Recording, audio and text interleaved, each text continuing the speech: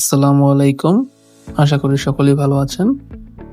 তো গতদিন আমরা দেখেছিলাম কিভাবে সিমেন্স পিএলসিতে আমরা একটা প্রজেক্ট ক্রিয়েট করি এবং ওটার সিমুলেশন করি। আজকে আমরা দেখব ডেল্টা পিএলসিতে কিভাবে আমরা প্রজেক্ট তৈরি করি এবং ওটার সিমুলেশন কিভাবে করি। তো চলেন শুরু করি আজকের ভিডিওটি।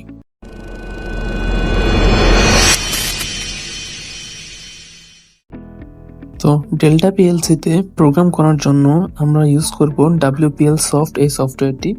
তো আমরা এই সফটওয়্যারটিতে প্রবেশ করে প্রথমে একটা আমাদের প্রজেক্ট ক্রিয়েট করব। প্রজেক্ট ক্রিয়েট করার জন্য আমরা ফাইলে যাব, ফাইল থেকে নিউ অপশনে ক্লিক করব।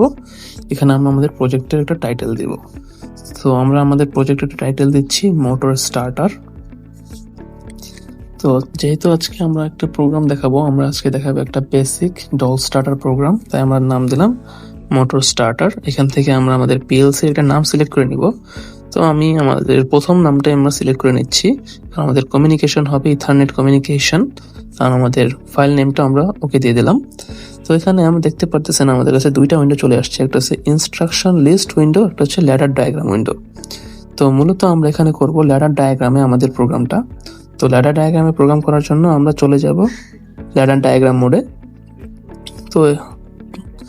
তো প্রথমে ল্যাডার ডায়াগ্রাম মোডে যাওয়ার আগে আমরা আমাদের ট্যাগ লিস্ট ক্রিয়েট করব, যেভাবে আমরা সিমেন্স পিএলসিতে ক্রিয়েট করেছিলাম। তো এখানে ট্যাগ লিস্ট ক্রিয়েট করার জন্য আমরা যাব ডিভাইস কমেন্ট লিস্টে।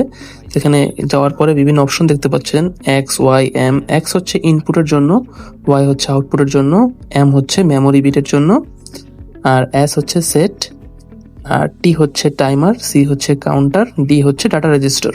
তো আমরা যেহেতু সিমুলেশন করব, আমরা আগের দিন যেমন সিমুলেশনের জন্য এম ইউজ করেছিলাম, আজকে আমরা এম ইউজ করব। তো এখানে আমরা স্টপ নিলাম M0-তে, স্টার্ট নিলাম M1-এ, আর আমাদের সিস্টেমটা নিচ্ছি, সিস্টেম মেমোরি যেটা, সেটা নিলাম হচ্ছে M2-তে।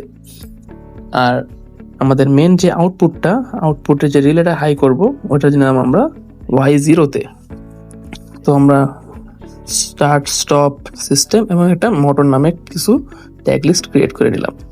এবার আমরা চলে যাব আমাদের ল্যাডার ডায়াগ্রাম মোডে। সিমেন্সে যেরকম আমরা ড্র্যাগ অ্যান্ড ড্রপ করে নিতাম, এখানে আমরা টাইপ করে নিব।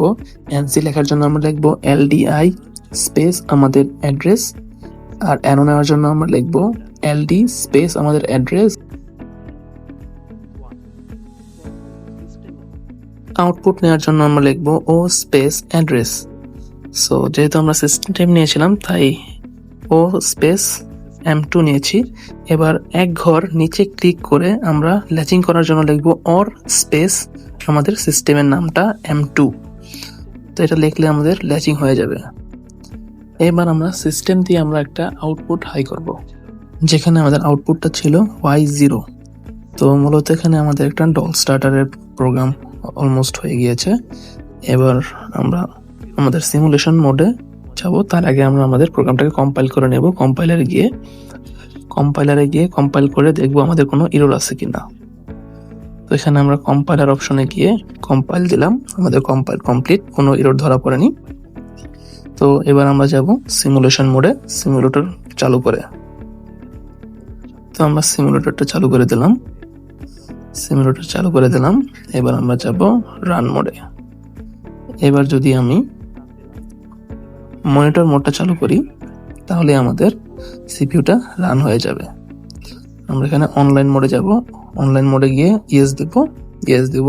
এবার যদি আমরা আমাদের পুশ বাটনগুলো সেট অন করে দিই, আমাদের আউটপুট হাই হয়ে যাবে।